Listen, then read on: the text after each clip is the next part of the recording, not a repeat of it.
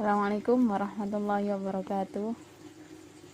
Kali ini kita akan belajar tentang program linier. Apa sih program linier itu? Program linier yaitu sebuah program yang dapat digunakan sebagai penyelesaian masalah optimalisasi. Nah, permasalahan tersebut dapat diselesaikan dengan mengubah masalahnya ke bentuk bahasa matematika. Bahasa matematika itu yaitu model matematika. Nah, langkah-langkahnya apa saja yang digunakan dalam program linier? Yaitu ada 4 langkah. Yang pertama, menentukan model matematika, menentukan daerah himpunan penyelesaian atau DHP, menentukan fungsi objektif, dan yang terakhir menarik kesimpulan. Misalkan di sini, sekelompok siswa berjumlah 70 siswa akan mengadakan kemah di suatu bumi perkemahan setelah ujian selesai. 2 jenis tenda disewakan untuk keperluan kemah. Tenda yang besar dapat menampung 7 siswa dan sewanya 20.000. Tenda yang kecil dapat menampung 2 siswa dan sewanya 15.000. Banyaknya tenda yang disewa tidak boleh lebih dari 19 buah.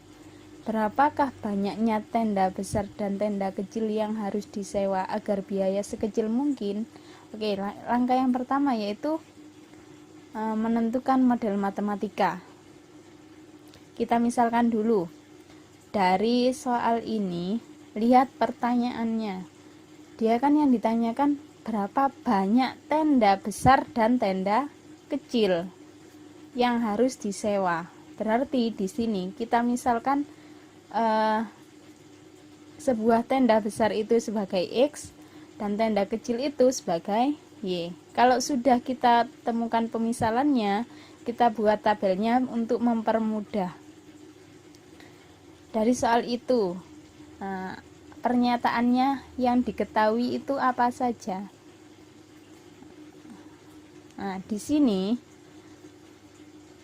jumlah siswanya ada 70 siswa. Oke. Terus ada 2 jenis tenda, kan tenda besar sama kecil. Yang tenda besar itu menampung 7 siswa, yang tenda kecil menampung 2 siswa. Oke, dari sini kita bisa dapat model matematikanya. Terus di sini lagi ada banyaknya tenda yang disewa tidak boleh lebih dari 19. Kalau tidak boleh lebih dari 19 artinya kurang dari apa lebih dari. Nah, kalau tidak boleh lebih berarti dia artinya kurang dari. Oke. Yang diketahui tadi kan banyaknya tenda. Oke, banyaknya tenda sama daya tampung tenda. Kan di sini tadi ada tenda besar dapat menampung. Nah, berarti itu yang kita pakai. Di sini yang di atas ini yang dimisalkan. Yang dimisalkan tadi sebagai X yaitu tenda besar, yang dimisalkan Y yaitu tenda kecil. Oke. Kita tulis. Banyaknya tenda untuk tenda besar berapa? Belum diketahui, berarti kita tulis sebagai X. Kenapa kok X? Kenapa kok enggak Y? Kenapa X? Karena dia yang dimisalkan tenda besar yaitu X.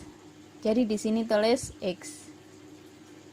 Paham ya? Kalau yang tenda kecil berarti di sini Y. Nah, berapakah semuanya? Total tendanya itu berapa? Tendanya itu ada 19. Berarti di sini ditulis persediaannya 19. Selanjutnya untuk daya tampungnya. Daya tampung untuk tenda besar. Nah, tenda besar menampung 7 siswa. Berarti 7X ditambah dengan dia di sini ada tenda kecilnya menampung 2 siswa. Berarti 2Y. Total siswanya berapa? Total siswanya yaitu 70 siswa. Kalau sudah dapat tabel seperti ini, tinggal kita masukkan ke modelnya.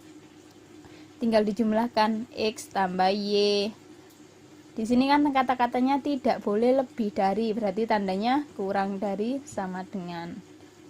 Siswanya juga demikian, siswanya yaitu 70, berarti tandanya itu siswanya kan nggak lebih dari 70, berarti kurang dari 70. Di sini X dan Y itu selalu lebih dari 0 jika tidak ada pembatasnya. Paham ya? Oke, sekarang lanjut ke langkah kedua. Apa tadi langkah kedua? Langkah kedua yaitu menentukan daerah himpunan penyelesaian atau DHP-nya. Oke, sebelum masuk ke DHP-nya, kita harus cari dulu titik potongnya. Mencari titik potong dari, dia kan tadi sudah ada pertidaksamaan. Berapa saja pertidaksamaannya? Pertidaksamaannya ada X plus Y kurang dari sama dengan 19 dan 7X plus 2Y kurang dari sama dengan 70. Oke, kita cari. Bisa ya cara mencari titik potongnya? Bisa, mudah. Kalau sudah sampai sini, lanjut kita gambar lagi. Di sini tadi kalau ada pertidaksamaan, oh ya, kalau mencari pertidaksamaannya, di sini di soal tetap sampai tulis pertidaksamaannya kurang dari sama dengan. Tapi ketika sudah masuk ke titik potongnya atau mencari titik potongnya, dia berubah jadi sama dengan. Nggak boleh di sini harus misalkan sampai kasih kurang dari sama dengan, nggak boleh, karena titik potong selalu pasti dia berubah jadi sama dengan. Oke. Untuk X plus Y kurang dari sama dengan 19, X-nya ketemu berapa? Dia misalkan di sini X-nya sama dengan 0, berarti Y-nya ketemu 19. Titiknya 0,19, X-nya 0, Y-nya 19. Begitu juga dengan jika Y-nya sama dengan 0. Jika Y-nya 0, maka X-nya 19. Sampai sini paham ya? Kalau sudah tarik garis. Nah, tandanya kurang dari, berarti yang diarsir itu bagian yang bawah. Oke. Karena minus selalu ada di bawah. Kalau dalam grafik, ya kan, minus kan ada di minus X, berarti yang ada di sebelah kiri. Minus Y berarti yang ada di sebelah bawah. Kalau gambarnya seperti ini, kurang dari kan berarti yang ada di bawah. Jika di sini tandanya lebih dari sama dengan, maka yang diarsir yang bagian atas. Paham ya? Oke. Lanjut ke titik potong yang kedua. Di sini ada 7X plus 2Y kurang dari sama dengan 70. Jika X-nya itu 0, maka Y-nya ketemu 35. Berarti 0 sama 35. Di sini ada Y. Oke. Jika Y-nya yang 0, maka X-nya yang 10. Jika Y-nya 0, X-nya 10. Kalau sudah tarik garis, tandanya di sini kurang dari sama dengan, berarti yang diarsir yang bawah. Oke, pinter.